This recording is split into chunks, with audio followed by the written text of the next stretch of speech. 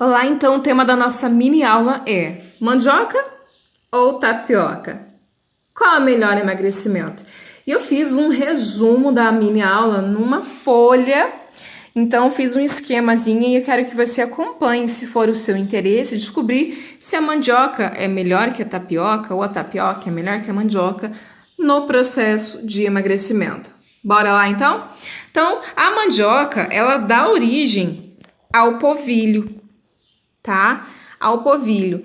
Então, existem dois tipos de polvilho, doce e azedo. O polvilho doce, ele é mais fino, ele não é fermentado e geralmente nós usamos para fazer a tapioca.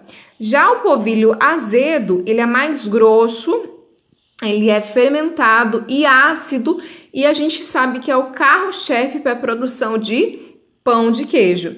Agora, a gente sabe que da mandioca veio o polvilho e a gente pode usar o polvilho para tapioca. Mas algumas embalagens usam terminações diferentes do nome polvilho doce. É que existem algumas pequenas diferenças entre polvilho e fécula.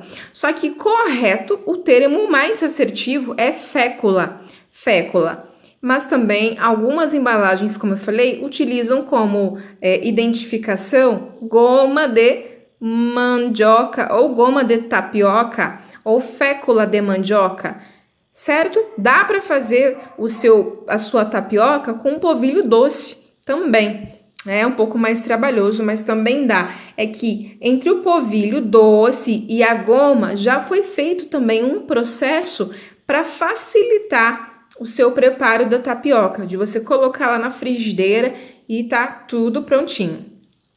A tapioca também é chamada de beiju lá no Nordeste. Então, eu conheci a tapioca quando era bem criança. Minha avó paterna, ela é baiana e ela trouxe o primeiro contato que eu tive com o beiju ou tapioca, veio através dela lá na minha infância. Confesso que a primeira vez não foi tão agradável assim, porque lá no Nordeste eles costumam consumir o beiju ou tapioca muito frequentemente com manteiga, né? Então era a única coisa que ela colocava nessa massa branca depois de pronta. A partir de 2014 é que a tapioca foi chegando nas outras regiões do nosso país. Então, foi mais conhecida, certo? Acredito eu também pela questão do boom de dizerem que tapioca não tem glúten, porque mandioca não tem glúten. Só que, será que tem glúten? Não tem glúten? Depende, tá? Depende muito, porque naturalmente a mandioca não tem glúten, então óbvio que a tapioca não deveria ter. Só que pode acontecer uma contaminação caso ela for cultivada perto de cereais como o trigo, por exemplo. Aí sim a gente pode duvidar do glúten. Então, se for uma pessoa celíaca, ela precisa ter extremamente atenção onde é que ela vai adquirir essa tapioca. E aí eu diria, se ela precisar realmente cuidar para não ter nenhum efeito colateral, ela teria que fazer o quê? A sua tapioca a partir do polvilho doce e ter um bom conhecimento de onde vem a sua mandioca. Bom, agora respondendo a pergunta da nossa mini aula de hoje. Mandioca ou tapioca? Qual a melhor no emagrecimento? Olha só, em 100 gramas de mandioca cozida, nós temos, vamos focar aqui a tela, 125 calorias e em 100 gramas de tapioca ou fécula, nós temos 331 calorias. Proteína, 100 gramas de mandioca tem 0,6, 0,5 da fécula, gordura igual.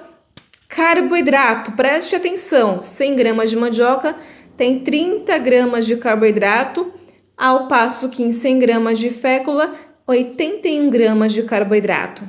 Fibras, 1,6 gramas na mandioca, 0,6 na fécula. Sódio, equivalentes praticamente. Magnésio, esse aqui, gente, eu falo que é um mineral que ele parece ser o regente da orquestra que tem no nosso corpo com relação a todos os outros micronutrientes. Então, ele é muito importante em vários sentidos, principalmente também para quem quer um emagrecimento sustentável.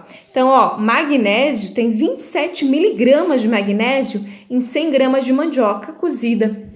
Agora, o magnésio tem isso mesmo, 3 miligramas de magnésio em 100 gramas de fécula.